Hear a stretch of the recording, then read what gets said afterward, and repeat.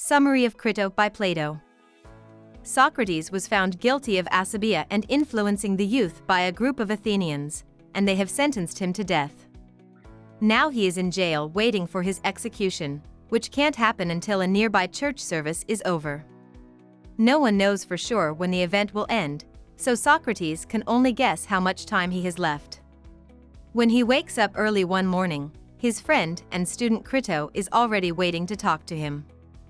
Crito tells him he has come to help him get out of jail and tells him to get ready to leave quickly because he thinks the killings will start up again soon.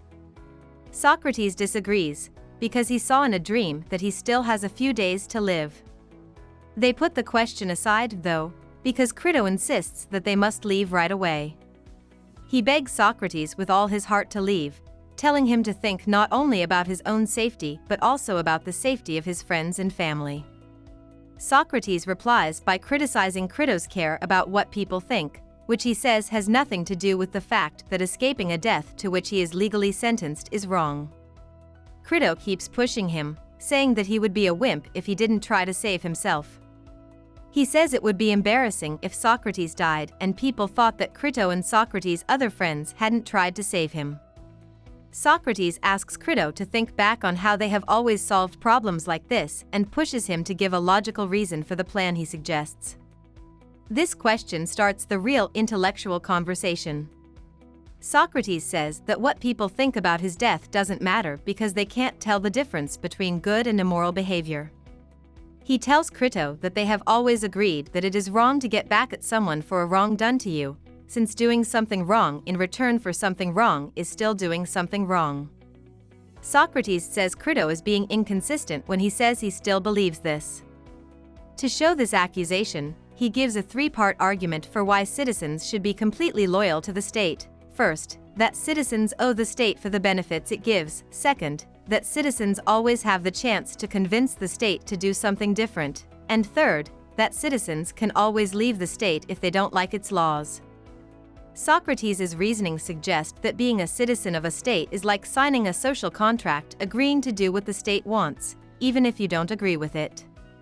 If you broke the law because you thought the judge made a bad decision, you would be breaking this deal to get back at the judge, which would be a wrong for a wrong. Socrates also thinks about what it would be like to live away from Athens.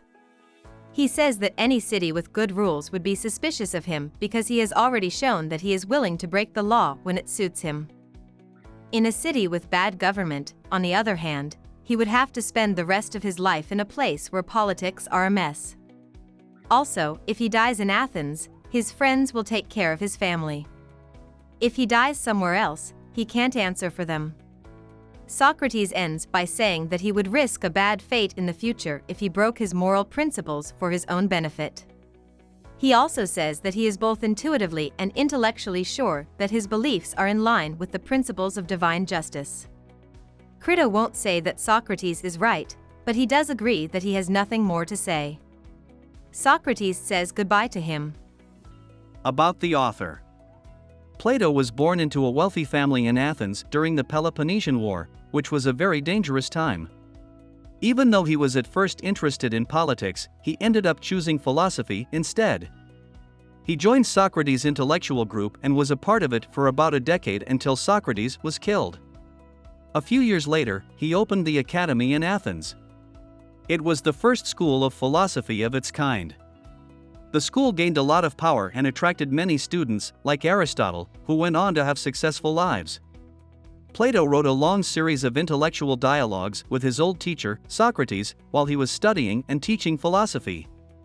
Even though it is clear that at least some of these dialogues are meant to honor his teacher, it is also clear that Plato used them to spread his own philosophy and improve it.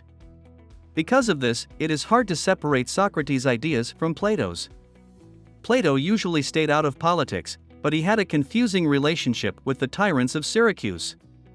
He tried to teach the tyrant Dionysus too how to run the state based on philosophical principles. All signs point to the failure of these experiments. The tyrant and the scholar had a fight, Dionysus was kicked out of power, and Plato stayed out of politics after that. He died when he was very old, and his nephew Speusippus took over the academy. The academy stayed open for a long time.